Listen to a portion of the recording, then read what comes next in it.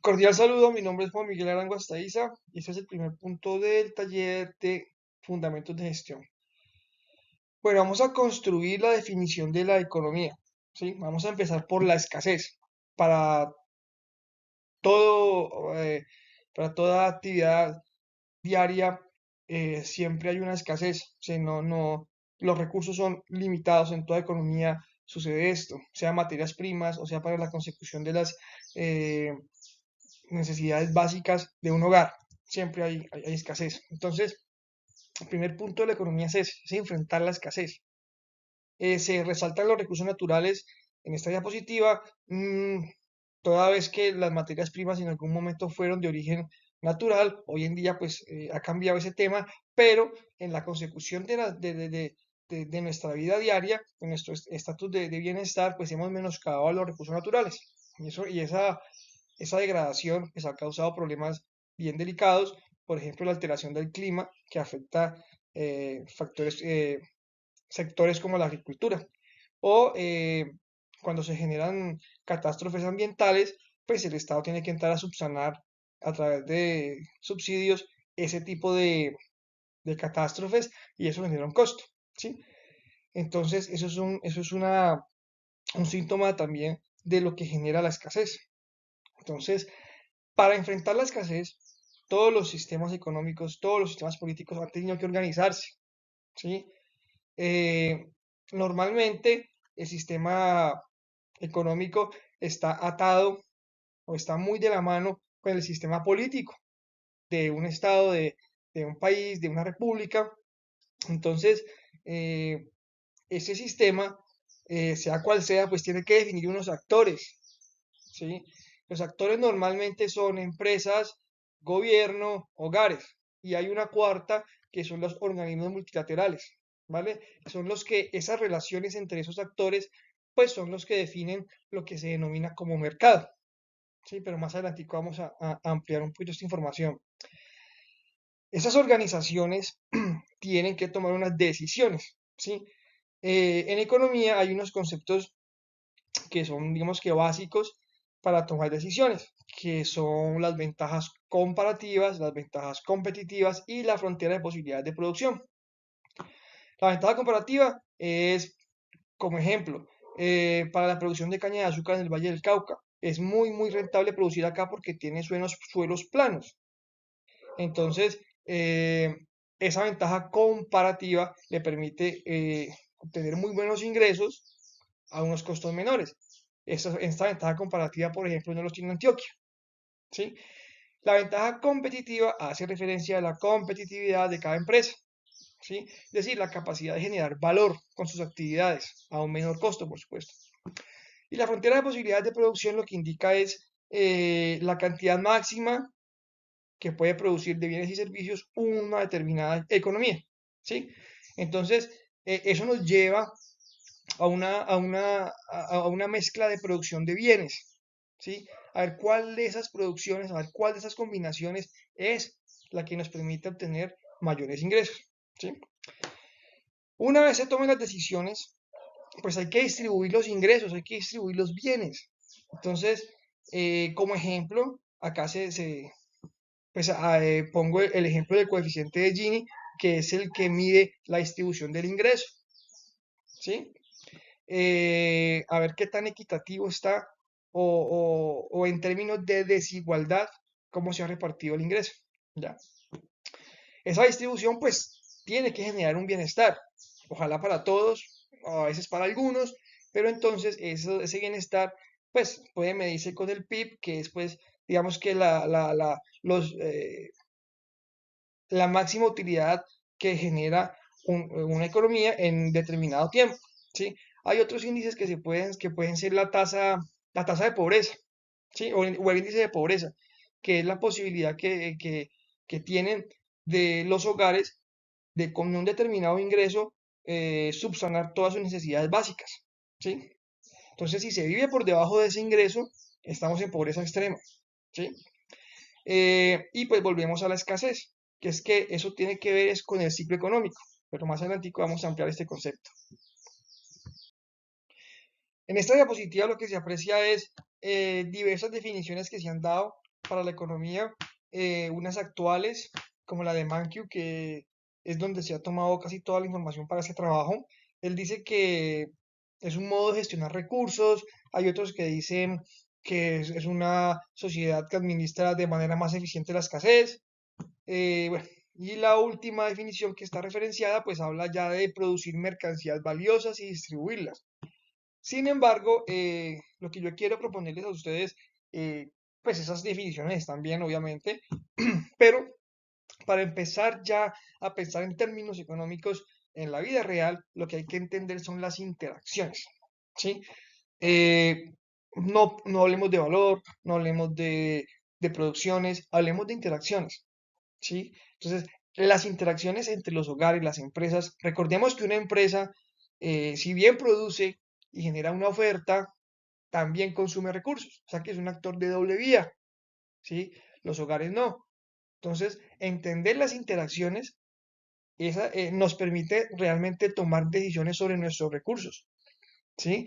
En los hogares, con cuánto vamos a ahorrar, no vamos a ahorrar, vamos a invertir en una casa o no invertimos en una casa, ¿sí? Entonces, ¿para qué? Pues para poder que nuestro ingreso obtenga un máximo beneficio en términos de bienestar.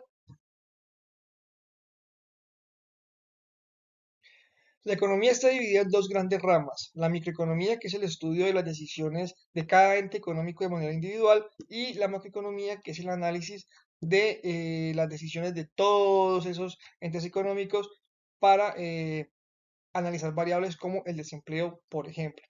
Entonces, en cuanto a los hogares, estos ya están definidos como los consumidores, son los que generan la demanda de bienes y servicios. Las empresas están divididas o catalogadas en tres tipos de sectores. Sector primario, que es el agropecuario o el ganadero.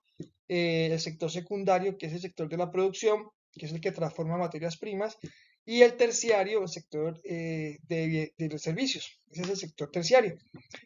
En cuanto al gobierno, el gobierno, de acuerdo a diversas eh, teorías económicas a través de la historia, ha tenido un grado de integración o de participación en los mercados. Por ejemplo, el libre mercado que fue o es defendido por pensadores como Milton Friedman de la Escuela de Chicago. eh, en contraposición, Keynes abogaba por una participación mayor del gobierno ciertos mercados, y pues esto tiene muchísimo que ver con el sistema económico que se define a tener, ¿sí? En la diapositiva se alcanza a percibir que el Estado social de derecho. Esto tiene que ver eh, con las decisiones o la posibilidad que se tiene, la libertad que se tiene para invertir o no invertir y tener el derecho a la propiedad privada.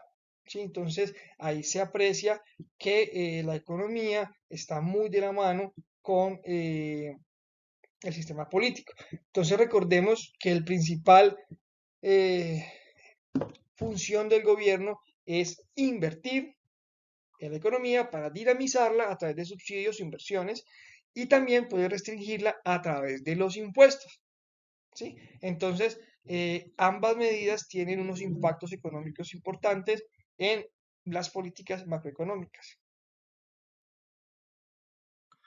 Bueno, para entender el mercado, que básicamente es un lugar o un espacio no necesariamente físico donde se llevan a cabo los intercambios o las interacciones que se han mencionado, tenemos que comprender que en Colombia, como en muchos otros países, hay una entidad que se denomina Banco Central.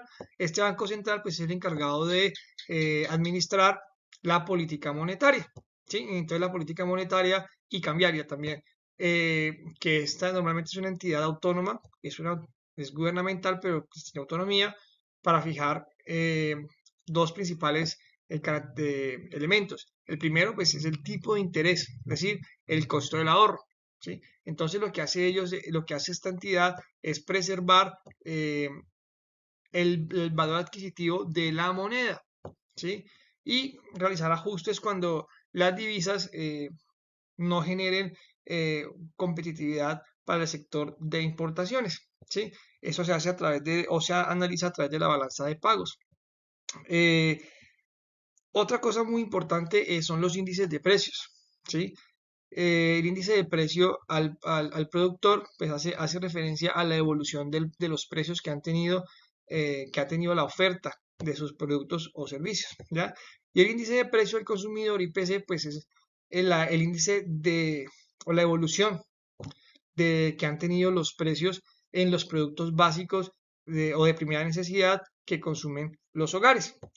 Hay que tener en cuenta que se hace económicamente, hay una diferenciación en los tipos de bienes, ¿sí?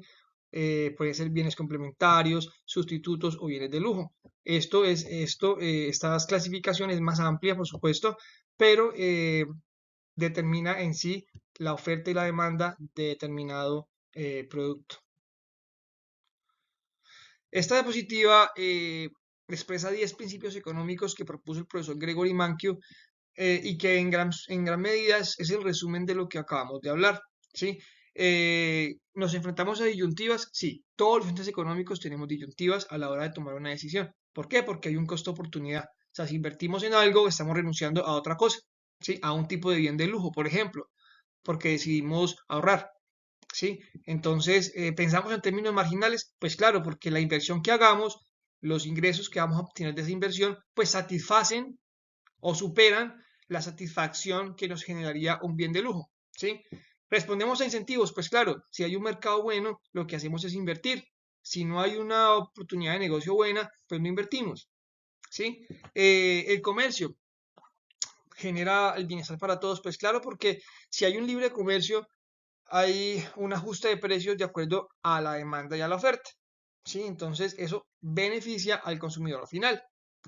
Eh, Los mercados normalmente son un buen mecanismo para acomodar la economía, sí, porque es una forma de entendimiento, sí, es un canal de entendimiento para mediar las interacciones y organizarlas, sí. Eh, el Estado puede mejorar los resultados del mercado, sí, pero hay que tener en cuenta que el Estado tiene que velar por la no creación de monopolios o carteles, ¿sí? Esa es la parte normativa. Entonces, sí, el Estado puede intervenir de una manera, digamos que el derecho positivo, ¿sí? A través del Código del Comercio, por ejemplo, donde está todo normativizado. Eh, la vida de un país depende de su capacidad de producir bienes y servicios, sí, claro, por supuesto.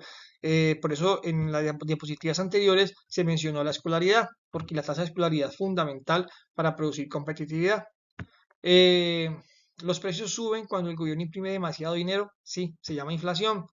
Y esa es función del Banco Central, controlar la cantidad de dinero que hay en la economía, ¿sí?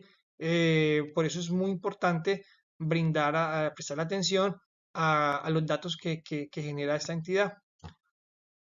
Y las sociedades se enfrentan a una disyuntiva a corto plazo entre inflación y desempleo, sí, porque son variables eh, muy sensibles a cambios. Entonces, ya eso es digamos que un trabajo mancomunado entre el gobierno a través del Ministerio de Hacienda en Colombia y la política monetaria del Banco Central, Banco de la República. Muchas gracias. Esta fue la referencia bibliográfica consultada, fue el libro Principios de Economía del profesor Gregory Mankiw. En esta ocasión se consultó de manera digital. Muchas gracias.